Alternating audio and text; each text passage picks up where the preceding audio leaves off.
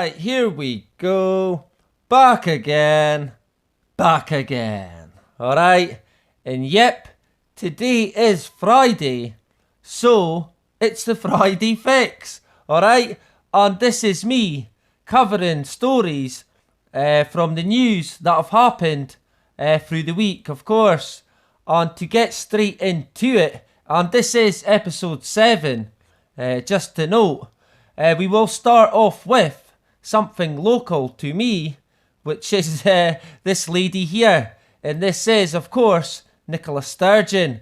Now, Nicola Sturgeon, I won't get into it too much, but Scotland and the UK, England included, is basically owned lock, stock and barrel by the Rockefellers and the Rothschilds.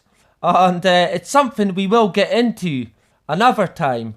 But just as a quick example, I will point out one or two things in terms of the Rockefellers and Scotland. And I think that bearing all this in mind, and where Scotland is heading at the moment with the pandemic, it gives us a good idea as to who is actually behind it. And this is from 2014, 18th of April. Share of Rockefeller $100 million for resilient Glasgow. So, as you can see, the money connections, they are there. And if politicians don't play ball for people like the Rockefellers, then they won't be getting anything, and they won't see any millions and millions for resilient cities. And I never managed to read all the article, it didn't come up. But this was on DuckDuckGo. You might not even find it on Google. But it mentions about the Rockefellers Foundation's Resilient Cities programme and how it has a feel of science fiction. What a surprise, right? But yeah, these people, the Rockefellers, they're never far away. And you can be guaranteed that there will be a connection there. And in terms of Scotland as well, I seen this from 1985, and it was about Melinda Murphy, who was a daughter of one of the Rockefellers, and she got married in Scotland. So like I said, this might give you an idea as to who is pulling the strings when it comes to Nicola, and also maybe an insight as to who is behind the pandemic.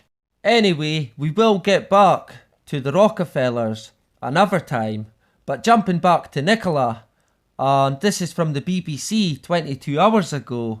Face coverings to become mandatory in Scottish shops. What a surprise, right? Now, we've seen this one coming for sure, but yeah, still, there is no hard evidence whatsoever.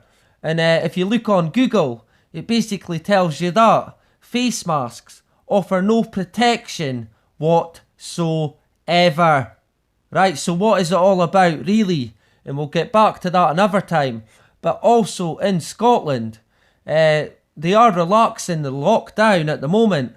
But some parts are not getting it. They've been excluded, as you can see. And it's actually on the border with England.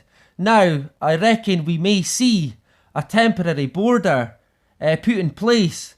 But that will become permanent, and that'll be just the beginning, because they'll have checkpoints everywhere, and I'd imagine that'll be what a Rockefeller resilient city would look like, with fucking checkpoints all over the place. But speaking of mandatory, this is also coming out from The Guardian 18 hours ago. Attendance at English schools mandatory from September, right? Now, this is a government official that came out yesterday and said school attendance would be mandatory from September, right? And we seen this a few weeks back. 2/3 of parents want to keep kids out of secondary school until vaccine is available. Yeah, sure. And it said that this was a study that found this, right? Surprise, surprise. This is what they always do. Oh, a study says this, so it must be true, of course. And the people behind the study are these dudes here. Venture or Valentia Institute. There you go. But I didn't even have to look very far. But yeah, it's Bill Gates. Surprise, surprise. But in terms of the vaccine, ITV News 4 hours ago, the race for a coronavirus vaccine. When will it be ready? I wonder, right? And to expand on this, it said more than 4,000 participants are already enrolled in the UK, with enrolment of a further 10,000 people planned as researchers test the vaccine, known as CHADOX1N-CoV-19. Right, so decipher that one. And it then says, it is hoped results of the trial might be available by September. Surprise, surprise. With an effective vaccine being ready soon after. Yeah, very soon. I would imagine that's practically there. They'll have it ready for sure. And this guy here, I'm curiously optimistic. Imperial's Robin Shattock on his coronavirus vaccine. Right, and yeah, he's from the Imperial College, of course. Another Gates-funded college or institute. What a surprise. He's connected to everything. And as you can see, it says, team is using new approach that could be cheap and scalpable and become the norm within 5 years. There you go. And it says, animal data told them they were on the right track, right? But it is now COVID-19 that will prove or disprove whether the approach using what they call self-amplifying RNA is a breakthrough. I wonder. I think it will be. And it then says, the Imperial vaccine is based on bits of genetic code rather than bits of the virus itself. The code is inserted in fat droplets into the muscle of the arm, which then makes the spike protein for which the SARS-CoV-2 virus is famous. This induces the immune system to go into action, producing antibodies to fight it and hopefully creating a memory of the virus as an enemy invader to be repelled in case of a genuine infection. Right, so yeah, to replace your immune system like you've not got one. But yeah, this is where it's heading with vaccines, and we've touched on it before, and it's basically gene editing. Hip hip hooray. Now jumping back to Scotland and the pandemic. 1 week ago, BBC, coronavirus in Scotland, deepest recession in living memory, warns experts. Right, so it must be true. And of course they're saying it's because of the virus, but it's because of the lockdown, let's face it. And it says, a report from the think tank said in the most optimistic scenario, it will be the end of 2021 before the economy recovers. In the worst case scenario, it could be 2024 before a new normal is reached.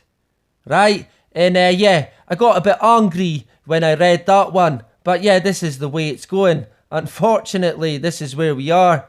And yeah, it's 1984 on steroids. And if you don't know that we are now living in a fucking tyranny, then honestly, I really don't know what to say. And we touched on this before in the local lockdowns. And it's happening again. It's happening in Leicester. And like we said, it's happening locally in Scotland now as well. But we touched on this as well. And yeah, it's happening again. And this is from Inverness this time, not far from me. And it says council receives 1.2 million for green travel projects. Right, now they're calling it green travel, but like I said before, they are now beginning to completely restructure the world around us, and it's to accommodate social distancing. That's what it's all about, because like I said, it's here to fucking stay, I'm afraid.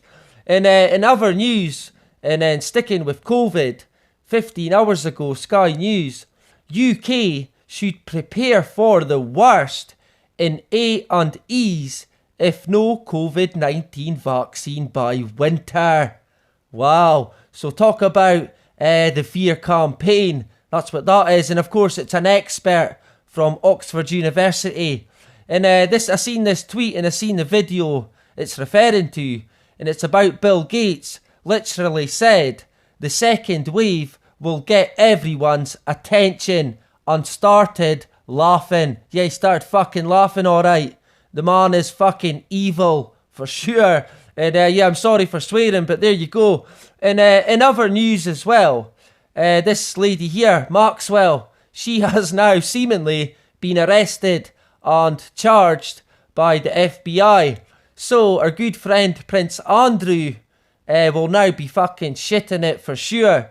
And he's probably now on the run, I would imagine, which also most of the royal family seem to be at the moment, and we'll touch on them again another time. But sticking with Maxwell, this is out today, and it says Maxwell will be naming names. Jeffrey Epstein's arrested pimp is set to cooperate with FBI in ominous news for Prince Andrew, and she could be held in prison where paedophile killed himself. Right, so surprise, surprise, you could probably guess what will be in the next episode of 2020. Look out for it. And moving on from that, but we will be back to that for sure. I reported on this in a post, and it's about NASA launching their probe to Mars. And would you believe it? It's going to miss its window, as you can see, and they've spent $3 billion on it. But it looks like it's all going to be one big failure. There you go. So question is, where did the money actually go? I wonder. And sticking with space, this is about Tesla and our good pal Elon, of course. And it says, Tesla becomes world's most valuable car maker without making a profit. Surprise, surprise. And this is a similar story throughout history.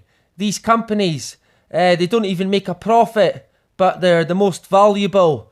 And eventually, they become the only show in town. So yeah, like I've said before, Elon will be top of the chain at some point, especially when Starlink is in full swing. And moving on from that, I did see this through the week as well.